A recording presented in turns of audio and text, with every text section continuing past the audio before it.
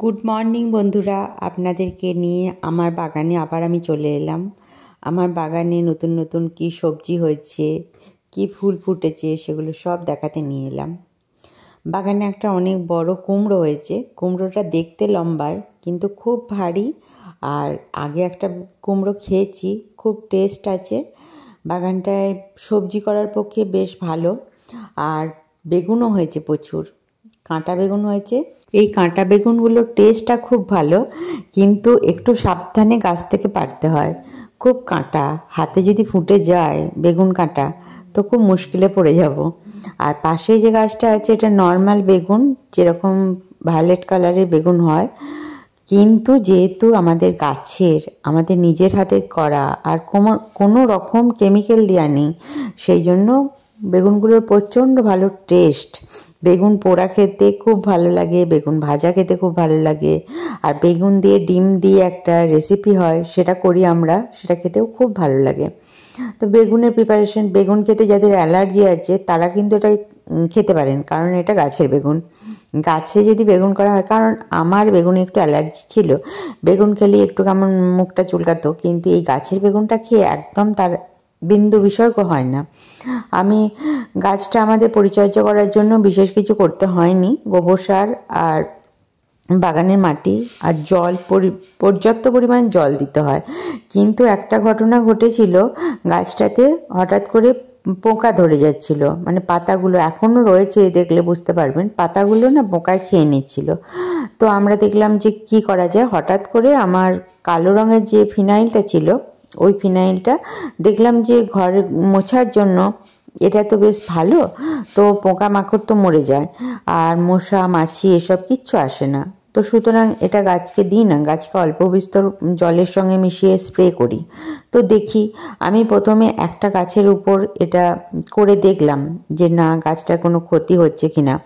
তো দেখলাম না, গাছটার তো কোনো ক্ষতি হলোই না। উপরন্তু গাছটা 3-4 দিনের মাথাতেই বেশ ভালো করে, মানে খুব গ্রো হয়ে বেড়ে উঠলো। কারণ দেখতে পেলাম যে গাছটার পাতাগুলো, যেই পোকাটা মনে করুন চলে গেল, মরে গেল, তাতে গাছটা তখন মানে খুব প্রাণ পেয়ে বেঁচে উঠলো। তবে এটা যেহেতু কেমিক্যাল সেরকম মাত্রায় নেই, যেহেতু আমরা ঘর মোছার জন্য কাজে ব্যবহার করি, তো সুতরাং মাঝে মধ্যে দিতে হবে। যতদিন বেগুন গাছটায় বেগুন হবে তার মধ্যে হয়তো 3-4 বার দিলেই হবে। একবার দিলে যখন ওর গন্ধটা তো খুব তীব্র, ওই গন্ধটার জন্য পোকামাকড় কিছু ঘেঁষবে না। আর সবচেয়ে একটা বড় কথা কি, একটা বোলতা জাতীয় পোকা ঘোরে, সেইটাও ফলের পক্ষে খুব ক্ষতিকর। ফলেতে যদি ওরা মুখ দিয়ে দেয়, মানে ফুটো করে দেয়, তাহলে পরে ওর ভেতরটা মনে করুন নষ্ট হয়ে যাবে, জল টল এসব ঢুকে যাবে।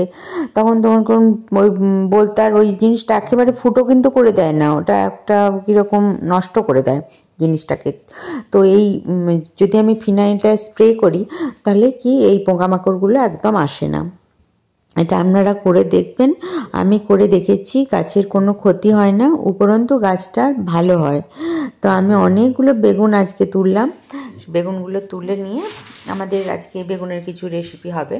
আর বেগুন গাছের পাশেই আছে আমার অপরাজিতা গাছ। অপরাজিতা গাছটা অনেক দিন হাত দেওয়া হয়নি, অনেক ফুল ফুটলো, কিন্তু অপরাজিতা গাছটাতে প্রচুর বীজ হয়ে গেছে। আপনারা তো জানেন, অপরাজিতা গাছে মাঝে মধ্যেই বীজগুলোকে ছিঁড়ে ফেলে দিতে হয়, তা না হলে মনে করুন বীজ গাছটা অতটা বাড়বে না, পাতাগুলো কুঁকড়ে যাবে। তো আমি ওই জন্য অপরাজিতা গাছটাকে দেখলাম যে না, একটু করে কেটে দিই, কারণ পাতাগুলো কেমন হয়ে গেছে, সবুজের ভাবটা কমে গেছে। তো ওই জন্য, আর ছোটো ছোটো হয়ে গেছে, ওই জন্য অপরাজিতা গাছের পাতাগুলো অনেকটা কেটেই দিলাম। তো এখানে আমি তারপরে চলে গেলাম আর একটা আমার অপরাজিতা গাছের কাছে। আমার বেড়ার ধারে ধারে আমি 3টে অপরাজিতা গাছ লাগিয়েছি, কারণ বেড়াটাকে দেখতে খুব সুন্দর লাগবে বলেই আমি অপরাজিতা গাছগুলো বেড়ার ধারে ধারেই দিয়েছি। আর অপরাজিতা গাছ যেহেতু প্রচণ্ড মনে করুন লতানে গাছ, সেহেতু বেড়ার ধারে দিলাটাই ভালো। আর এখানে দেখছেন একটা গাছকে আমি বাগানের মানে অন্যের এই জঙ্গলে পড়েছিল, এই গাছটাকে নিয়ে এসে আমি লাগিয়ে দিয়েছিলাম। তো এখন অনেক বড় হয়ে গেছে। এই গাছটার নাম হচ্ছে সোনাঝুরি। সোনাঝুরি গাছ কাঠ হয়, তো তো সেটা হবে না, সেটা হতে এখন বহু বছর দেরি। আমার নাতি পুতি সেও দেখতে পাবে, কিন্তু আমি দেখলাম যে গাছটা এমনি পড়েছিল, লাগিয়ে দিলাম। দেখুন অপরাজিতা গাছে এত বীজ বেরোলো, এই আমি মানে বীজটা বার করতে করতে আমার মোটামুটি আধ ঘন্টা টাইম লাগলো। আজকে আমি অপরাজিতা গাছটার পিছনে অনেকক্ষণ টাইম দিলাম যাতে আরও ভালো ফুল পাই। আর অপরাজিতা গাছের পাশেই আছে একটা কাঞ্চন, এটা হচ্ছে সাদা কাঞ্চন। আর এইখানে যখন সাদা কাঞ্চনটার পাশে অপরাজিতা মানে নীল ফুল দুটো যখন পরপর হবে একই জায়গাতে, তখন কত সুন্দর দেখতে লাগবে বুঝতেই পারছেন। আসলে আমাদের বাগানিদের বাগান সাজানোটা একটা অনেক বড় কাজ থাকে। তো আমাদের তো ছাদ বাগানও আছে আর নিচে বড় এই বাগানটাও আছে।